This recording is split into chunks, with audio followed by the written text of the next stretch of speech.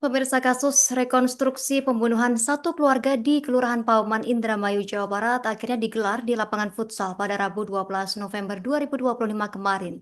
Dan polisi memperagakan 90 adegan mulai dari perencanaan hingga penguburan 5 korban dalam satu liang. Informasi lengkapnya sudah dihimpun rekan kami Eki Yulianto, wartawan Tribun Cirebon. Berikut keterangan selengkapnya untuk Anda.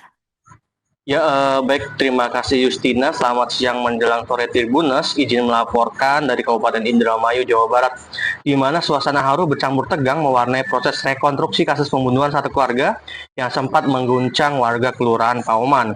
Rekonstruksi ini digelar di sebuah lapangan futsal Burung Petijo pada Rabu siang kemarin.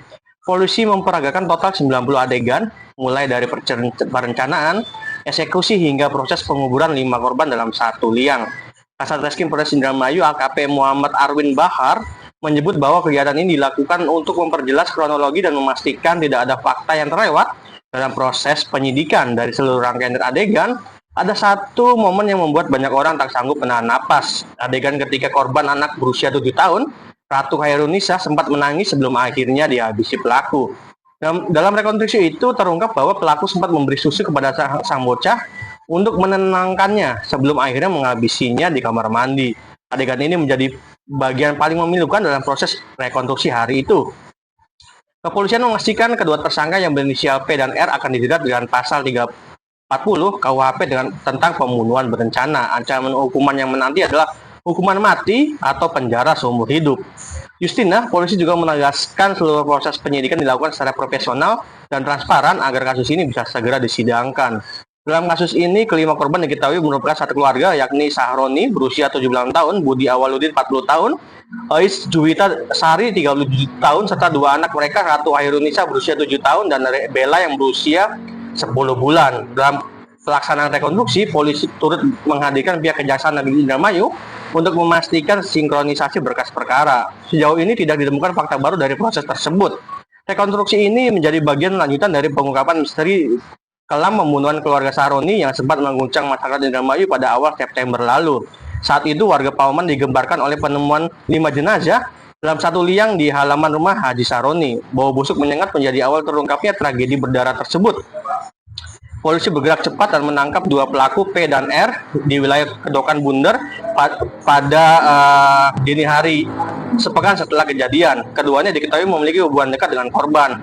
Pihak kepolisian menduga motif pembunuhan didasari rasa sakit hati akibat konflik sewa mobil antara pelaku dan korban. Kasus ini kemudian menjadi perhatian publik setelah Gubernur Jawa Barat, Deddy Mulyadi, menyampaikan apresiasi kepada pihak kepolisian atas keberhasilan pengungkapan kasus tersebut. Kelima korban dimakamkan di tempat pemakaman umum Nyai Resik di Desa Sindang.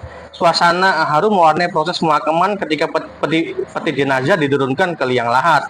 Keluarga korban menyebut mereka kehilangan satu keluarga sekaligus dan berharap agar keadilan benar-benar ditegakkan. Kini setelah rekonstruksi dilakukan, masyarakat dan keluarga korban menaruh harapan besar agar kasus ini segera tuntas di meja hijau.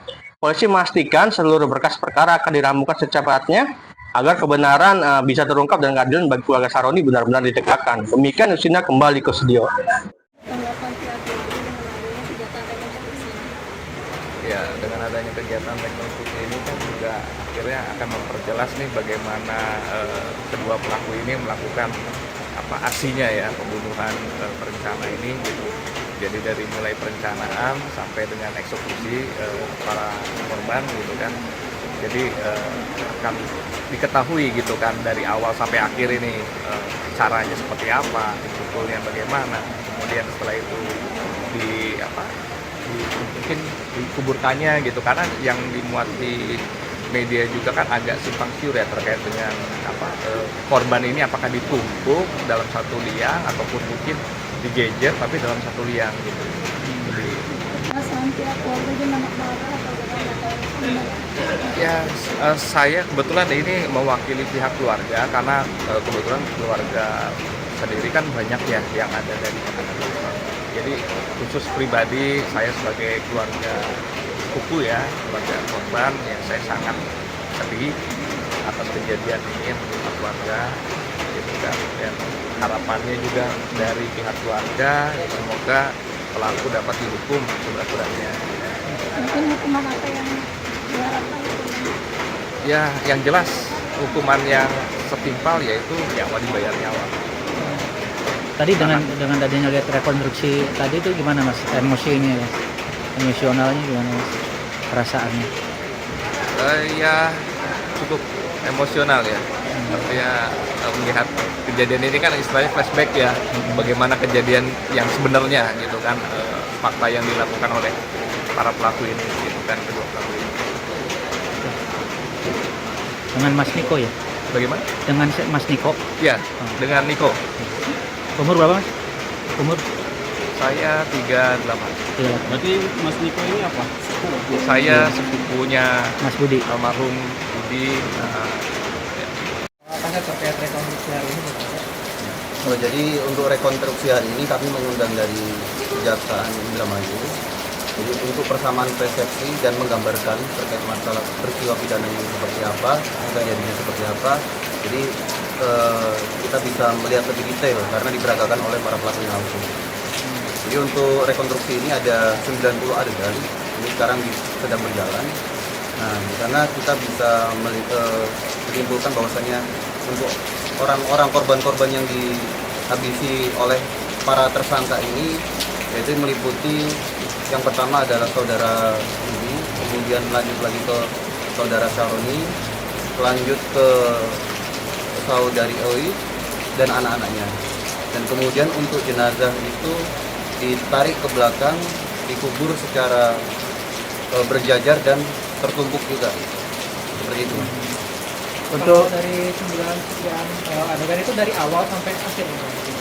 Mulai dari perencanaan sampai dengan pelaku meninggalkan TKP. Ada fakta baru yang terungkap. Untuk fakta baru masih sama seperti hasil pemeriksaan kita, masih belum ditemukan fakta-fakta baru. Pak, kalau tadi kita melihat itu saudara Prio yang mengawali semua atau gimana itu Pak? Saudara tersangka P yang mengawali dulunya, kemudian diiringi dengan tersangka R.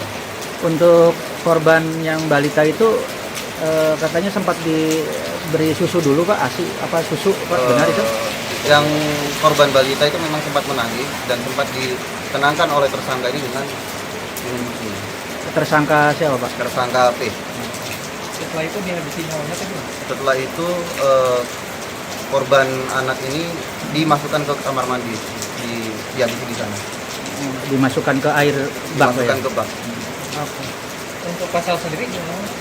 Pasal kami ada 340, ya ancaman hukuman sampai dengan ancaman seumur hidup dan juga hukuman mati.